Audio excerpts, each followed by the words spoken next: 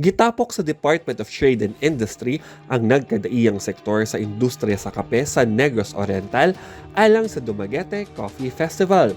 May kaba sa 25 ka-exhibitor ang niapil sa DCF sama sa mga coffee shop, coffee producer, institutional buyer, agrarian reform beneficiaries nga nananom og kape o mga supplier sa mga coffee shop.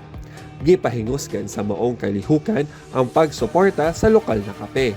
Sa Negros Oriental, we have 13 LGUs that are coffee producing. We are helping them to improve the quality, how to increase the volume of production, and we are networking with other government agencies that we can pour in assistance. Gitutukan sab sa DTI nga makabenepisyo ang mga nananom og kape pinaagi sa paghatag og oportunidad nga makabaligya sa ilang mga produkto. Kanilang daang mapunta ka din sa Robinson, mailhan gyud ka. After ani naanay mag-inquire nimo. Asa na to makita imo coffee, mag-shipping mo.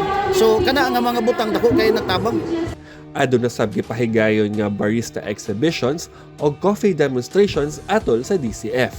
Gikan sa Dumaguete City, Negros Oriental, kini si Roy Lamotan sa PIA alang sa MBCB.